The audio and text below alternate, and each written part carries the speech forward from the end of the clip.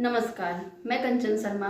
आप देख रहे हैं लाइव इंडिया न्यूज। चुनाव खत्म हो चुकी है और एक प्रेस कॉन्फ्रेंस के जरिए डॉक्टर शंभूनाथ सिकारिया ने बताया कि यूपी, बंगाल, राजस्थान में एनडीए की सीट न मिल पाने का एकमात्र कारण है कि इन तीनों राज्यों में आपसी सहमति से उम्मीदवारों का चयन नहीं होना।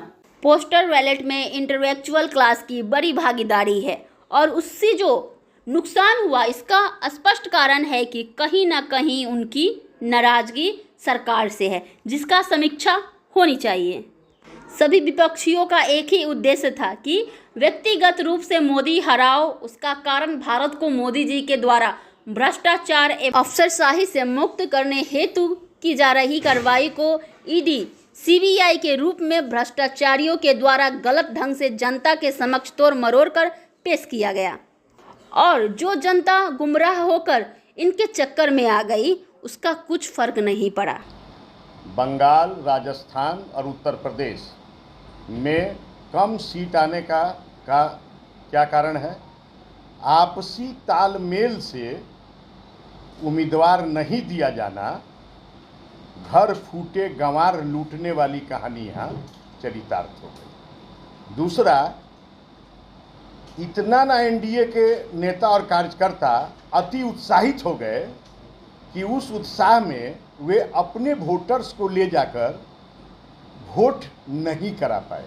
बैलेट पेपर से हमको नुकसान हुआ, ये क्या बोलते हैं उसको, पोस्टल बैलेट से। तो कुछ ऐसी बातें हैं कि जिनसे वे लोग सरकार से थोड़ा दुखी हैं, तो उन लोगों के भी दुख की समीक्षा अब की जाएगी।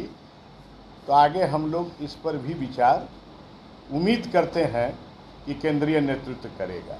इंडिया का अपना वजूद क्या है? उसका सबसे बड़ी पार्टी 2 अंक पूरा नहीं कर पाई। हाँ, 2 ही अंक में रह गई ना। हाँ, 2 ही अंक में रह गई। 99 का फेर लगा हुआ है। और ये 10 लोग जो हैं को अगर अलग अलग हटा दिया जाए तो दूसरा अंक में प्रवेश होना मुश्किल हो जाएगा। तो वैसी स्थिति में इंडिया कभी भी हमारा विकल्प नहीं बन सकती। और नहीं तो मेरा इंडिया को चैलेंज है कि ये लोग जो अलग अलग हैं, ये सारे लोग एक साथ मिलकर एक नया विपक्ष दल का गठन कर ये फील्ड मैदान में आवे। पर ये ऐसा नहीं हो सकता कि उसमें 19 प्रधानमंत्री के उम्मीदवार हैं।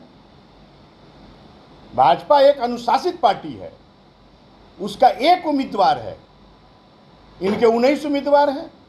कुछ ऐसी बातें आई जिनको जनता के बीच तोड़ मोड़ कर गलत ढंग से इन लोगों ने जो पेश किया, और उसमें कुछ जनता गुमराह हो गई। कल 2 टर्म भी हमारी सरकार थी, इस टर्म में भी मोदी जी आएंगे और 2029 में भी मोदी जी आएंगे।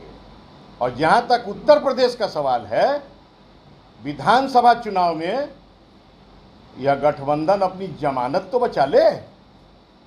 हमारा घर फूटे गंवार लूटे की कहानी जो है, हमको उम्मीद है कि अब हम अपने को संभाल लेंगे तो यह गठबंधन अपनी जमानत बचा लेगा।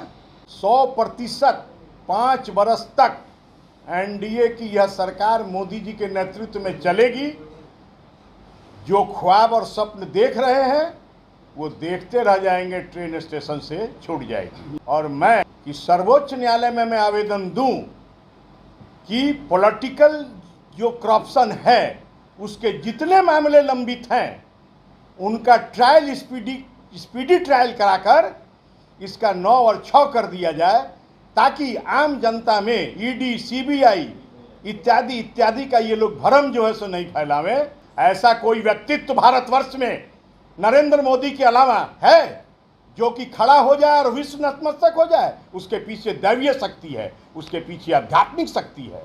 अयोध्या में बीजेपी हारी नहीं, वह एक आपको कहा ना, राम जी को अयोध्या ने नहीं बख्शा।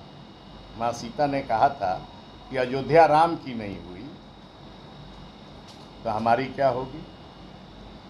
अयोध्या के अंतर्गत आज बीजेपी हारी जरूर है, परंतु उसका प्रायश्चित अयोध्या को करना होगा।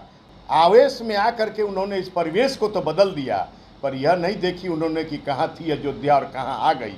इसलिए अयोध्या की हार जो है वो हमारी नहीं, राम जी की हार।